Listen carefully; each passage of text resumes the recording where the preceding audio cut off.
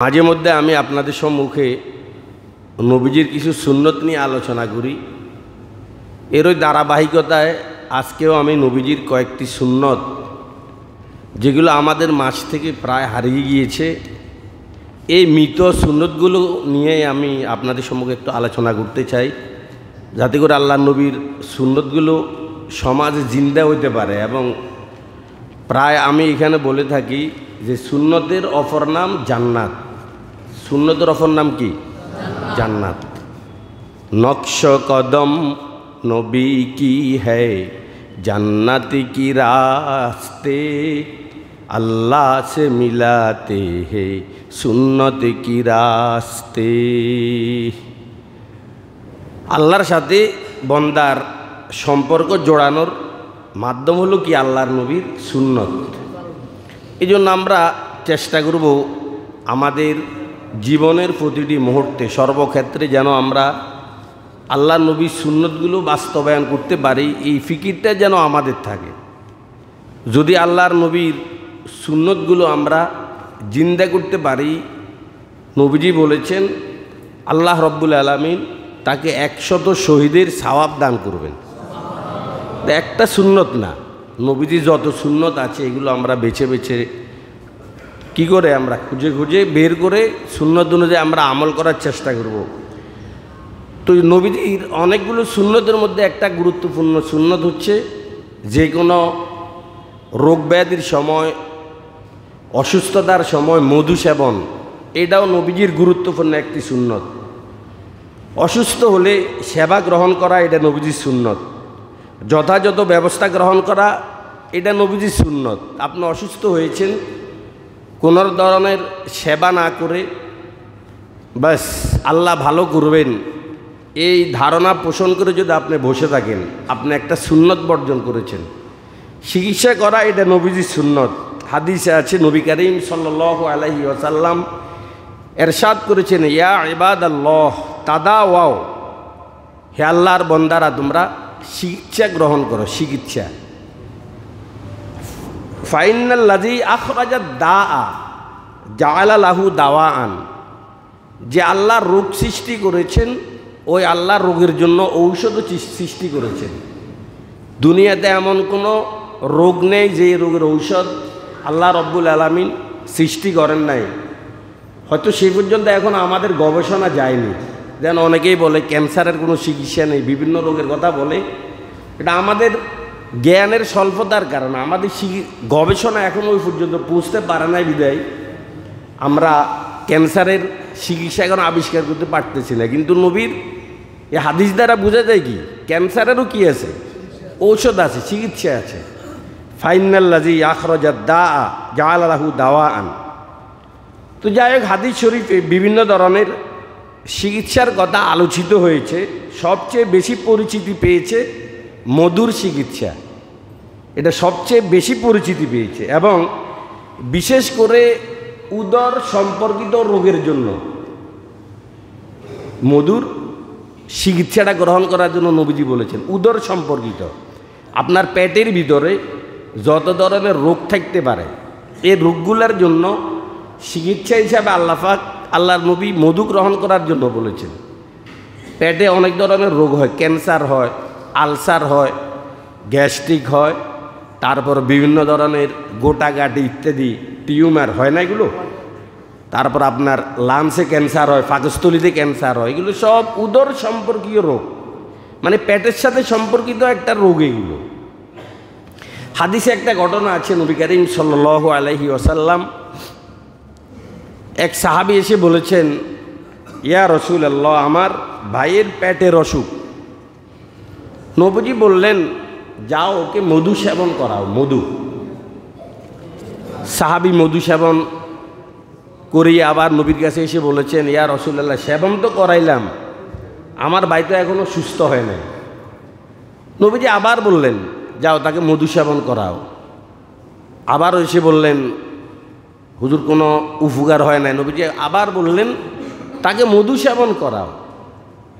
3-3বার যখন সে নবীর কাছে এই অভিযোগ দায়ের করলো যে আমার ভাই কোনো উপকার হচ্ছে না, নবীজি বলেছেন, সদাকাল্লাহ ও কাযাবা বতনু আখিক, আল্লাহ পাক সত্য বলেছে, আর তোমার ভাইয়ের ফ্যাট মিথ্যা বলে, ইসকিহি আসালা, যাও তাকে মধু সেবন করাও। এই লোকটা প্রথমে যে 3 বার তার ভাইকে মধু সেবন করিয়েছে, এটা কিন্তু পূর্ণ আস্থার সাথে সেবন করায় নাই। যে এত বড় রোগ, বুঝি মধুই তার চিকিৎসা, তাহলে হাসপাতালগুলো কেন? হাসপাতালগুলো কেন? পূর্ণ আস্থা নিয়ে ওর ভাইকে ও মধু সেবন করায়নি। কিন্তু নবী যখন একটা কথায় 3বার বললেন যে তাকে মধু সেবন করাও, 3য়বার বলাতে তার একটু আস্থা আসছে। এই আস্থা রেখে যখন 4র্থবার তার ভাইকে মধু সেবন করাইল, সঙ্গে সঙ্গে তার ভাই সুস্থ হয়ে গিয়েছে।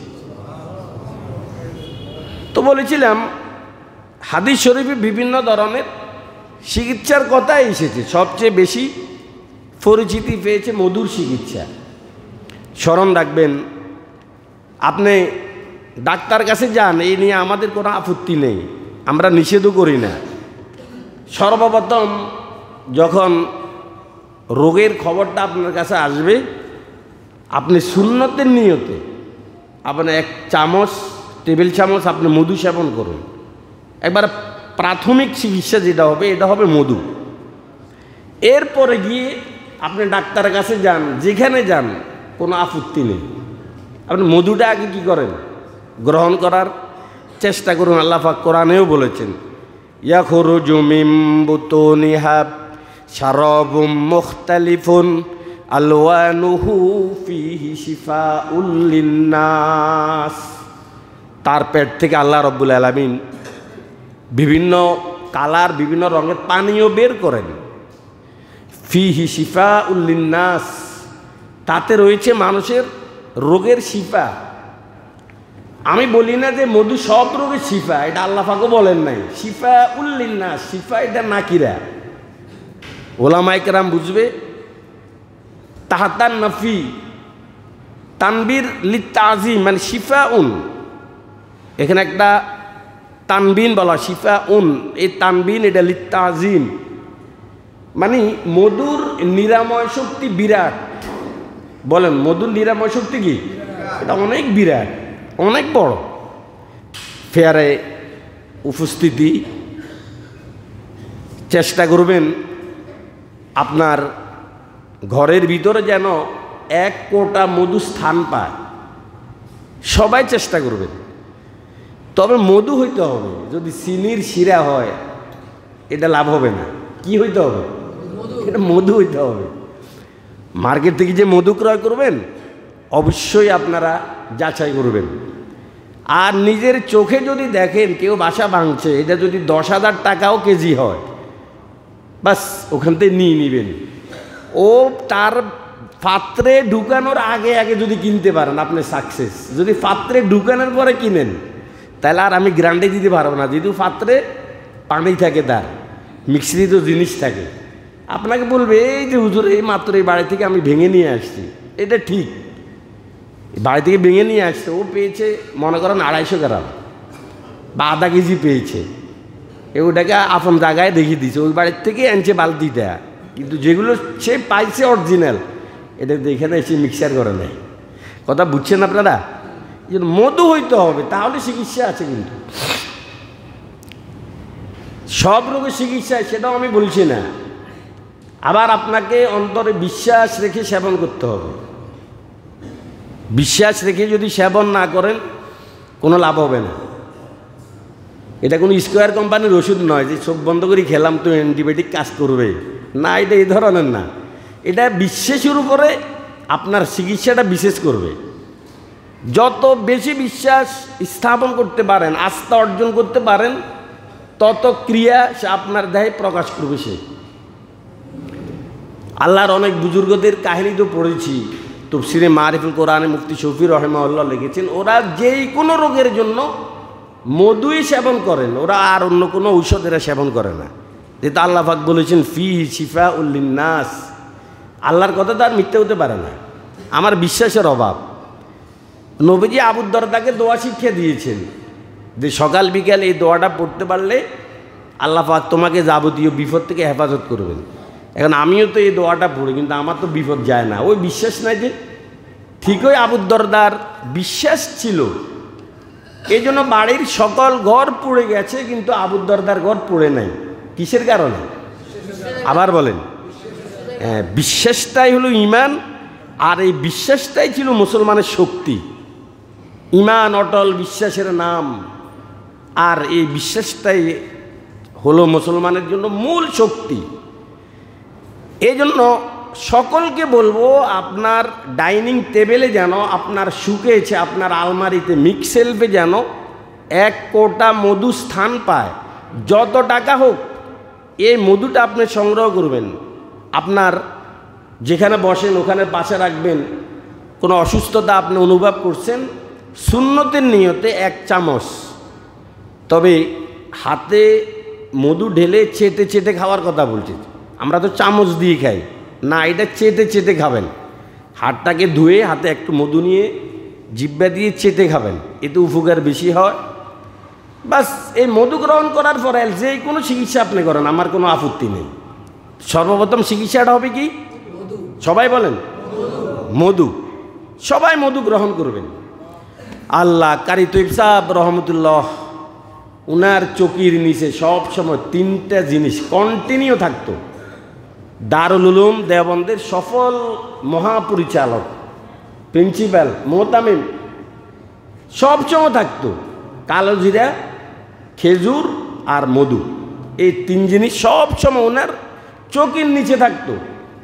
কিছু হলেই আমরা ডাক্তারের কাছে দৌড় মারি। ভাই পেটের যত রোগ আছে, এই রোগের জন্য ওষুধ হলো, এটা কার্যকরী একটা কি মেডিসিন, ঔষধ। পেটের যত রোগ আছে, আর ক্ষত রোগের জন্য এটা মহৌষধ।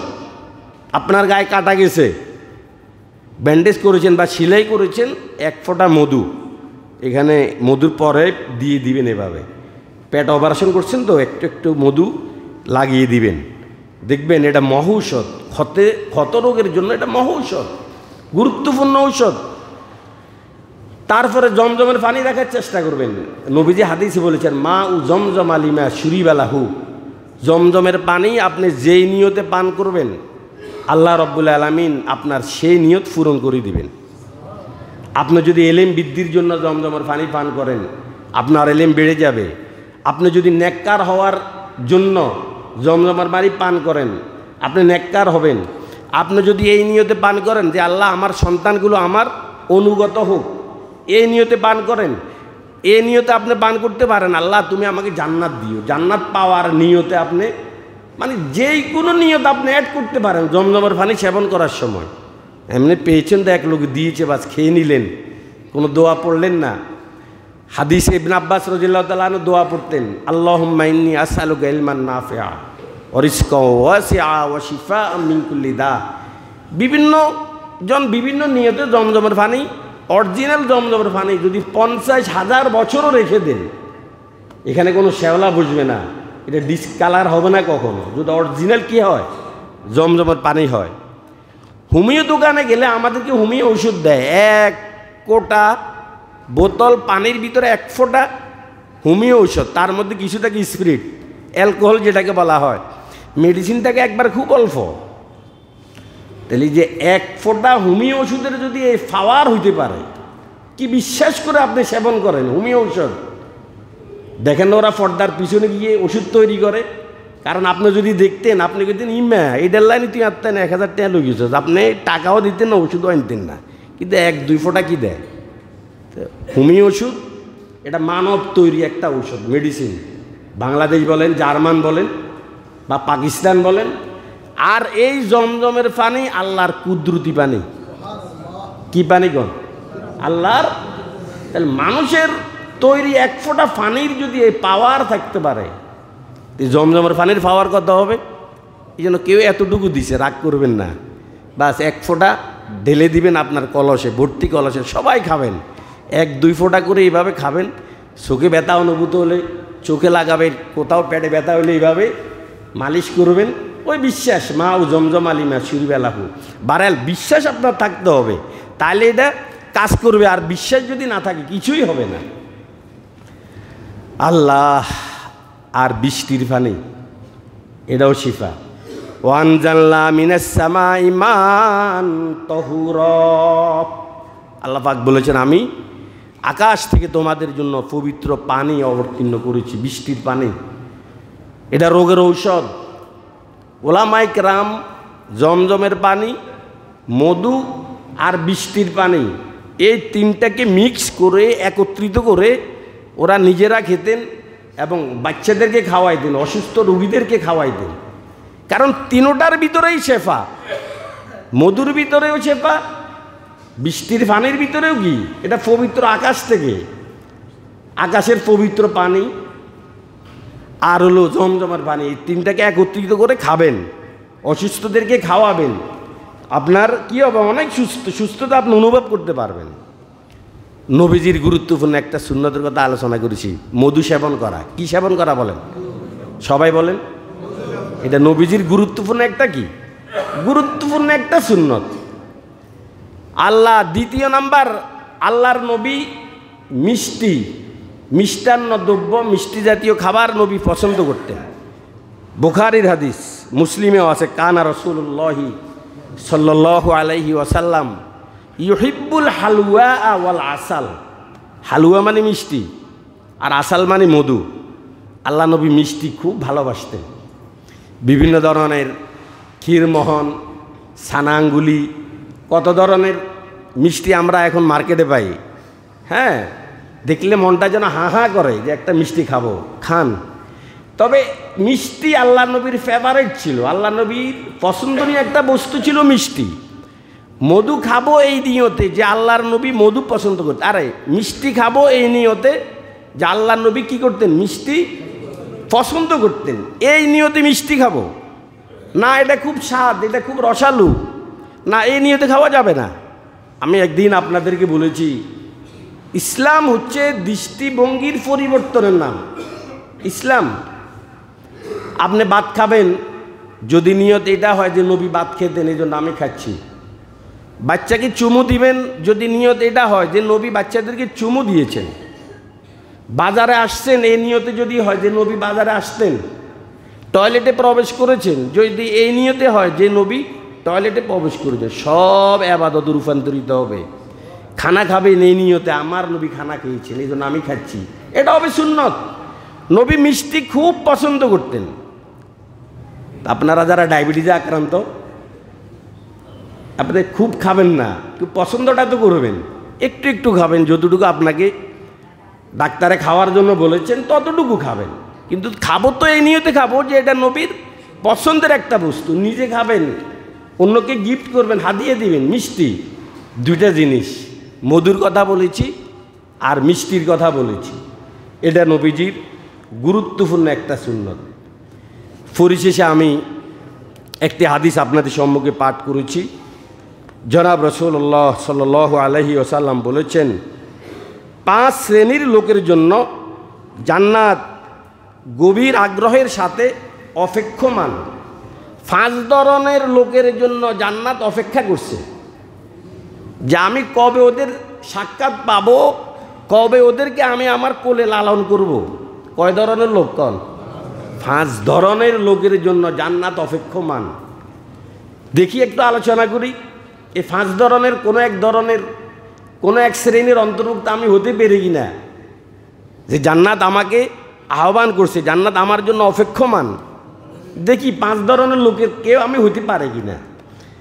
1 নাম্বার, নবী বলেছেন তালিল কোরআন, যারা কোরআন তেলাওয়াত করে। বলেন যারা কি, তাদের জন্য জান্নাত অপেক্ষমান। বলেন যারা কোরআন তেলাওয়াত করে তাদের জন্য জান্নাত কি, তার মানে কি, চাওয়ার সাথে সাথে রিসিভ করবে আপনাকে, 1 সেকেন্ড দেরি করবেন, আপনার জন্য অপেক্ষা করছে জান্নাত।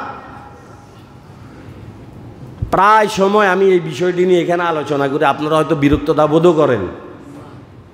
আমি তেলাওয়াত জানি না ভাই, জানি না বললে চলবে না, এই ওজর আল্লাহর কাছে চলবে না রে ভাই।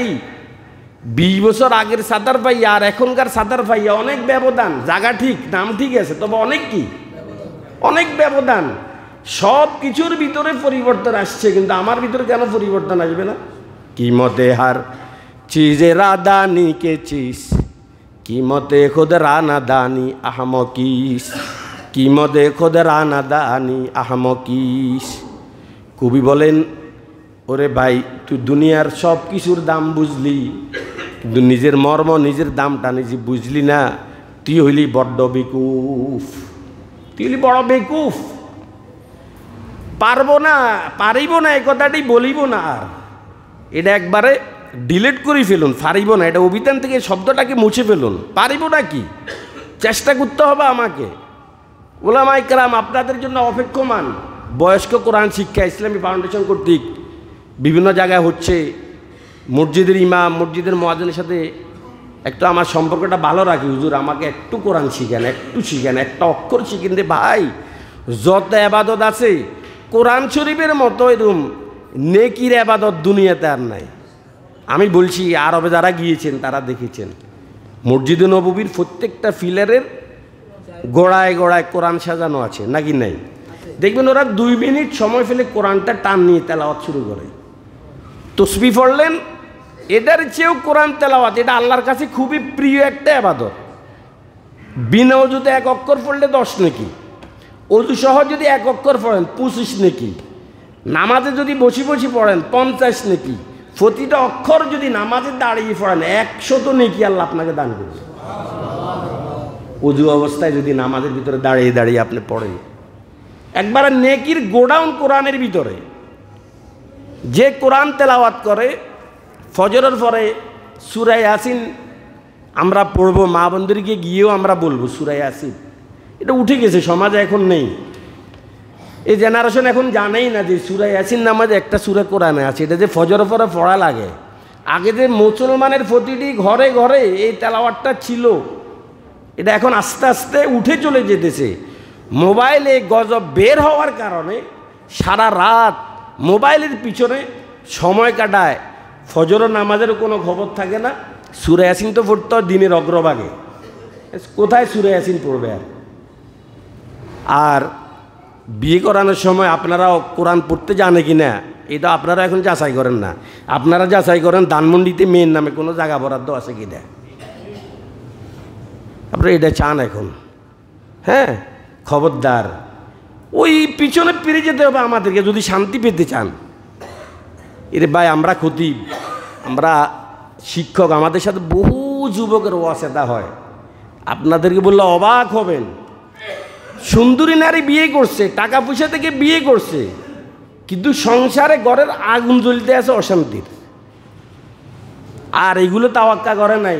ওই যে মুরব্বীরা আগে যেগুলো চাইতেন, শ্বশুর শাশুড়ির খেদমত করবে কি না, তার মার চরিত্র কেমন, কোরআন পড়তে জানে কি না, এগুলোর পিছনে যারা পড়েছে মূলত ওরাই এখন শান্তিতে আছে। খবর নেন, কোরআন তেলাওয়াত মাগরিবের পরে সূরা, ফজরের পরে সূরা ইয়াসিন, মাগরিবের পরে সূরা ওয়াকিয়া, শোয়ার আগে সূরা মুলুক, শুক্রবারে সূরা কাহাফ তেলাওয়াত করুন।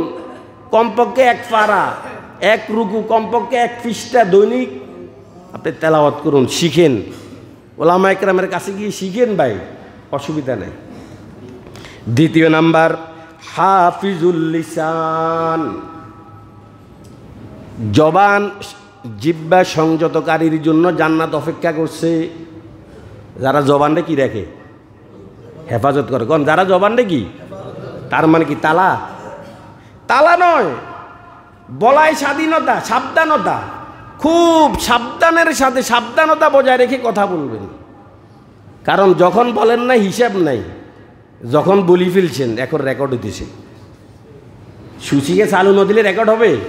চালু দিলে কি, মা ইয়ালফিজু মিন কওলিন ইল্লা লাদাইহি রাকিবুন আতীদ। যেখানেই থাকো তুমি, আটলান্টিক মহাসাগরের নিচে থাকো তুমি, অতন্ত্র প্রহরী নিয়োজিত রয়েছে। ওরা 1 সেকেন্ডের জন্য তোমার কাজ থেকে পৃথক হয় না, ওরা লিখছেন। কিন্তু সব সময় বলি, যেই কোনো কাজ করবেন ভাববেন 3টে জিনিস। আল্লাহ দেখছেন, কেরামান কাতিবিন লিখছেন, একদিন তার হিসাব হবে। কোন আল্লাহ? কেরামান কাতিবিন একদিন তার লেখা হইলেই হিসাব হবে। খেয়াল রাখবেন, লেখা হইলেই কি, লেখার আগে এটা হিসাব হবে না, লেখা হইলেই হিসাব হবে। কিন্তু এই জন্য বলার আগে খুব মেফে ঝুফে কথা বলবেন। আল্লাহ বলায় সাবধানতা, মিষ্টিভাষী একবারে মিষ্টি ভাষায় কথা বলবেন। নবীজি বলেছেন ইন্নাফিল জান্নাতে গোরাফান ইউরা জাহিরুহা মিন বাতিনিহা ওয়া বাতিনুহা মিন জাহিরিহা ফাকামা আরাবিয়ুন ফাকাল লিমান ইয়া রাসূলুল্লাহ ফাকাল লিমান আতাবাল কালাম। নবী বলেছেন জান্নাতে এমন কিছু কুটুরি বালাখানা কামরা আল্লাহ পাক প্রস্তুত করেছেন, যে কামরার ভিতরের অংশ বাইরের থেকে দেখা যায়, আবার বাইরের অংশ ভিতর থেকে, মানে স্বচ্ছ। আমার দেশে দেখেন না অনেক মার্কেট এত সুন্দর, বাইরে দাঁড়ালেই ভিতরে কি কি আছে সব দেখা যায়, এত সুন্দর। এক গ্রাম্য লোক দাঁড়িয়ে বলেছেন, ওগো আল্লাহ রসুল, এত সুন্দর জান্নাত আল্লাহ কার জন্য প্রস্তুত করেছেন? নবী বলেছেন এক নাম্বার লিমান আতাবাল কালাম, যে মিষ্টি ভাষায় কথা বলে। বলেন যে কি মিষ্টি ভাষায় কথা বলা মানে কেউ জিজ্ঞেস করলে কিরি কি অবস্থা, আপনি বলছেন জিরাফি। জিরাফি মিষ্টি না? মিষ্টি ভাষায় মানে এরকম না, খুব নম্র ভাষায়, খুব নম্র ভাষায় কথা বলবেন, মিষ্টি ভাষায়। বিতর্ক পরিহার করা, কখনো তর্কে জড়িত হবেন না। একটা লোক অন্যায় করতেছে, আমি গত সপ্তাহে আপনাদেরকে আলোচনা করছি, সে একবারে রং, আপনি লিগেল, আপনি ইচ্ছে করলে ওর সাথে তর্ক করতে পারেন, কারণ সে আনলিগেলে আছে, আপনি লিগেলে আছেন। কিন্তু এরপরেও কয়টা এর লোক তর্ক কে করে? এই যে তর্কটা আপনি কি করছেন? পরিহার করেছেন। নবী করিম সাল্লাল্লাহু আলাইহি ওয়াসাল্লাম বলেছেন ওয়ানা জাইমুন লিবাইতিন ফি রাবাজিল জান্নাহ লিমান তারাকাল মিরা ওয়া ইন কানা মুহিক্কা। যে বাস্তব সত্য হওয়া সত্ত্বেও বিতর্ক পরিহার করে আল্লাহ রাব্বুল আলামিন জান্নাতের পাশে তার জন্য একটা ঘর নির্মাণ করবে। বা মুখ হেফাজত। তাইলে 5 ধরনের লোকের জন্য জান্নাত অপেক্ষমান, আলোচনা শেষ, ব্যাখ্যা হবে না। নাম্বার 1 তালিল কোরআন, যারা কোরআন পড়ে ওদের জন্য জান্নাত অপেক্ষমান। বোধহয় এটার ভিতরে আমরা অনেকেই নাই, কথা কয় না, নাই নাই আছে কি এখন? আচ্ছা হুসিনী কোরআন শরীফ আপনাকে এদের ভিতরে মনে অনেকে আমরা কি, আরে বাস্তব কথা কন না কা, নাই নাই নাই। কোরআন কে রুম এটা জানিও না, এটা দেখার সময় না। রমজান আসলে হুজুরে বলি এক কদম লাগাই দিই, বাস 2000 টাকা দিয়ে দিছি, খালাস সারিয়ে গেছে, মুদ্দাদের হক আদায় গেছে। এটা নাই আমাদের ভিতরে, অধিকাংশের ভিতরে রেয়ার 2-4 জনের ভিতরে আছে। তারপরে হাফিজুল লিসান, জবান হেফাজত, ভাই এটা তো আমরা গ্রহণ করতে পারি। আরে মুখ হেফাজত করতে হলে কি কোনো আলেমের কাছে জন লাগে নাকি? কোরআন শরীফ খুলন লাগবে নাকি? মুখ হেফাজত করবেন, গীবত শেখায় তর্ক পরিহার করা, যখনই বলবেন মিষ্টি ভাষায় কথা বলবেন, কোনো রেগে কথা বলবেন না, দুর্ব্যবহার করবেন না। 3 নাম্বার অমুতঈমুল জিয়ান, যারা ক্ষুধার্তদেরকে খানা খাওয়ায়। কোন যারা কি? তৃতীয় প্রকার, এদের জন্য জান্নাত কি করতেছে? এটা গ্রহণ করা যাবে কিনা? কথা বলেন না। যাবে। নবী বলেছেন ওই ব্যক্তি ইমানদার নয় যে পেট ভরে খানা খায় অথচ তার পাড়া প্রতিবেশী ক্ষুধার্ত, সে ইমানদার নয়। তাহলে এই গুণ আমরা ইনশাল্লাহ ইচ্ছে করলে গ্রহণ করতে পারি। ক্ষুধার্ত যারা, আমরা আমাদেরকে তৌফিক অনুযায়ী, অ্যাবিলিটি অনুযায়ী আমরা নিজে খাবো, ক্ষুধার্তদেরকে খাওয়াবো। নাম্বার 4 অমুকসিল উরিয়ান, যারা বস্ত্রহীনদেরকে বস্ত্র দান করে। বলেন যারা কি? এটা বুঝছেন নাকি? মানে যারা উলঙ্গ, ফরার মতো কাপড় নাই, অথবা আছে পুরাতন একবারে ছিঁড়ে গেছে, এদেরকে যারা জামা কাপড় দিয়ে সহযোগিতা করে, মুকসিল উরিয়ান, এদের জন্য জান্নাত কি? এটা গ্রহণ করা যাবে কি না? সবাই বলেন না কেন? যাবে। শীতের মৌসুম চলছে, আলোচনা সামনের সপ্তাহ হবে ইনশাল্লাহ। শীতের মৌসুম চলছে, শীতার্তদের পাশে দাঁড়াই। আমার অনেকগুলো জাম্পার, জ্যাকেট, সোয়েটার, কত দামি দামি পশমি কাপড়, মকমল। পার্শ্ববর্তী আমার বাড়িতে অনেক অসহায় মানুষ আছে যাদের একটা সোয়েটার নেই। ইনশাল্লাহ মুকসিল উরিয়ান, অনেক ছাত্র আছে, মা মরে গেছে, বাপ মরে গেছে, অসহায়, পড়তে চায়, জামা নাই, জামাটা ময়লা হয়ে আছে, আপনি জাপানি টরে গায়ে দেন, 650 টাকা গজ, দৌড় কুফালে 35-65 জোটে না, 150 টাকা গজ। চেষ্টা করবো ইনশাল্লাহ। নাম্বার 5 ওমান সাল্লা আলা হাবিবির রহমান, যাদের জন্য জান্নাত অপেক্ষা করছে। ৫ম নাম্বার, ওরা যারা নবীর উপরে দুরূদ পড়ে। কারণ যারা কি, আবার বলেন যারা, এটা সহজ না কঠিন? আজকে পড়ছেন দুরূদ? গত সপ্তাহ বলছি না, ঘুমের থেকে উঠার পরে প্রথমে প্রশ্ন করবেন নিজেকে নিজে, আজকে দুরূদ পড়ছিলি তুই? নিজকে প্রশ্ন করবেন ১০০ বার। আজকে এক মুসল্লি আমাকে, রুবিল ভাই বলছে সকাল হুজুর ১০০বার আমি পড়ে ফেলছি। সবাইকে বলবো সব সময় নবীর উপরে কি হারকে দা আমেলে সল্লো মোদাম আতশে দু জকসাওয়াদ বর ওয়াই হারা।